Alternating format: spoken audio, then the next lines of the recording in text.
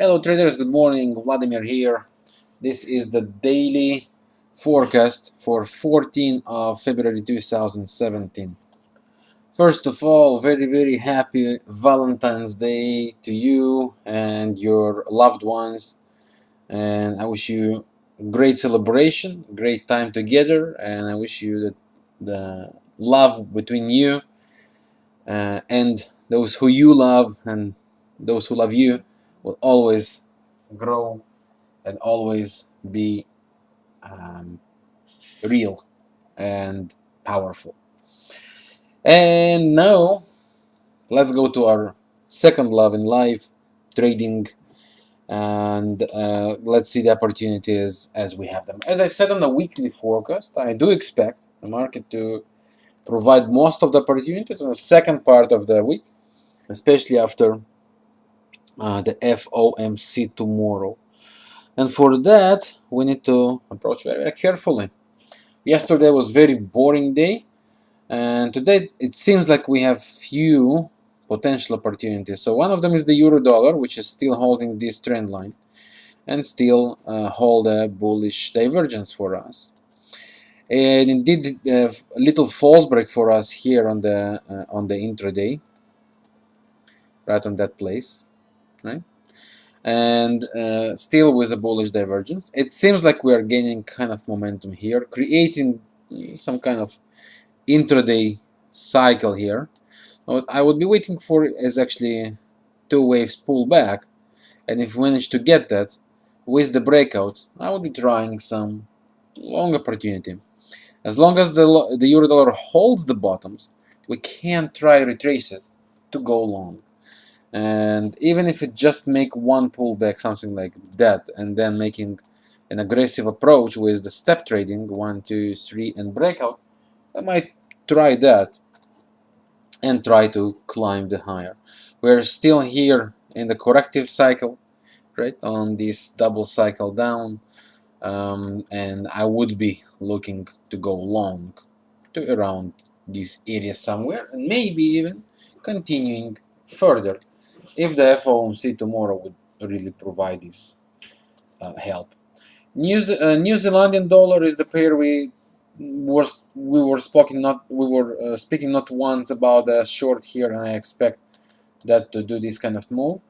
We already had this push actually, so we might get some kind of correction like this and then continuation. And the bottom line here that every rally should provide us a sell opportunity. Okay, this part did not change, and we stay with that exactly as we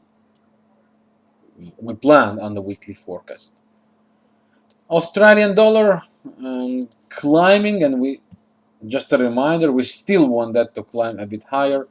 As you remember from the weekly forecast, 0.77 and higher. Ideally, we go towards 0.78 around that zone before we are talking about any possible sells. Aussie Kiwi also continuing further. We have some intraday level to watch out for potential short on the short term, and that's right here. But we are not going to attack that blindly. We are going to watch if we start to get some kind of false breaks on that place on the lower time frames, right? False break, and then we might get some kind of pullback and further continuation. For us, every drop lower into waves would be just an opportunity to join this up move, as we expect according to the daily and the weekly cycles. Next on the list, Euro Pound. Euro Pound is building this head and shoulders, as we know. It has for us this neckline zone, and on the 4-hour chart it started to go on the duplication of these two legs. This would be our level where we would want to start looking for possible longs. I'm talking about the 0.84, a bit higher, a bit lower. That would be both acceptable, of course. We have a very powerful zone there. We have the bottom trend line connecting the bottom, so if we false break it, we can start looking for the buys on this area with false break, momentum change and higher highs. Or the alternative approach would be for us the trend line breakout. It would be a bit more aggressive Okay, something like that. Pull back into waves and start looking for longs. Short-term correction towards the 32 of this area could provide still very nice risk reward on the short term. Talking about statistical dates, and we stand right on the period that we wanted, right? We are now on 14th, we have 12, 16, and we have 18. So these days are actually the days we expect that to start and create a bottom. And this is why I said 084 zone. If we climb, if we drop lower and getting closer to that, that should be very, very nice sell opportunity to follow. Next one on the list, Euro versus the Kiwi. We want two waves correction. We still want this, and then looking for longs or some kind of range for us, right? If it can move a bit like here, so this might also do that for us, and then we will be looking again to buy from the bottom of the range. Definitely one we follow and starts to be very, very interesting, very great potential. Keep an eye here, might be paying very, very well. Euro Aussie is the next one, and it's dancing around the levels we have been talking about many times. And we need false breaks first of all. Now on the 4-hour chart, it has a potential false break to be completed. We have the bullish divergence. We have everything we wanted to see. So if we climb higher above this high, it would start to gain the momentum. Then retrace in two waves, just to bring us back to the level we want to improve the risk reward, and we can talk about the longs again. Very powerful date zone, of course, sorry, and very powerful dates are coming as well. We have 15, 14, pretty strong still. 13, 15, 14, 17, all that is our period.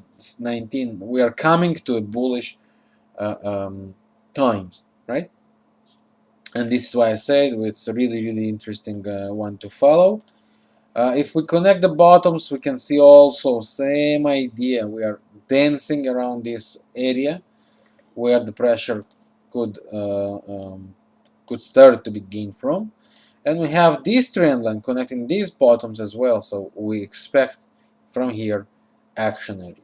Now, if we don't gain the momentum as we said above this area, but first of all we drop lower here, we can then start to go and trade it a bit more aggressive with a step attempt for a step trading. It is aggressive approach, but and we can do that only if we actually get the good risk reward we are looking for. Only then we can apply that. Okay. Cat franc, well, still no real entry I could find. It's still in a range, so I don't know. I wouldn't look to deal with that, to be honest. New Zealandian Canadian continues its bearish move. We still want to get the two waves pull back in order to go for sell. And as I said on the weekly forecast, those of you who are sell, no need to change nothing. Just keep going with that. Gold and silver again, still, well, nothing was really obvious and clear there yet. So I don't know.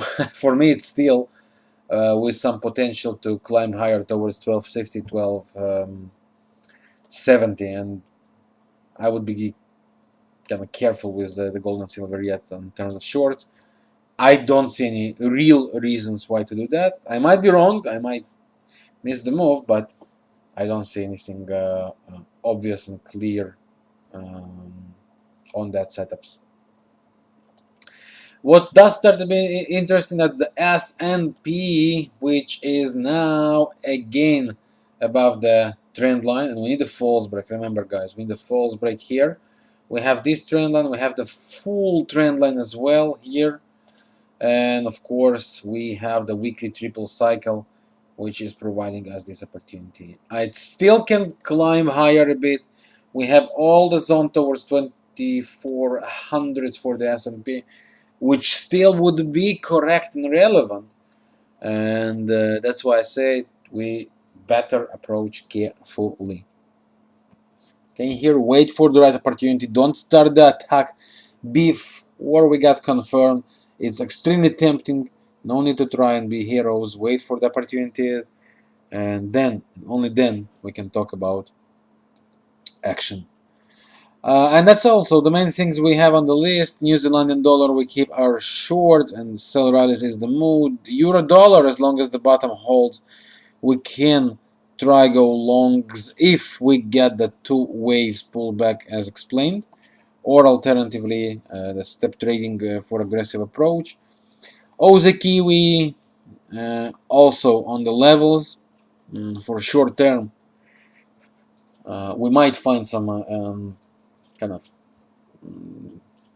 stop zone maybe on a short term and make us a bit correction before the continuation up. Every two waves down for us as planned would be buy opportunity. Every two waves down, sorry, not up, every two waves down, and we are looking after buys.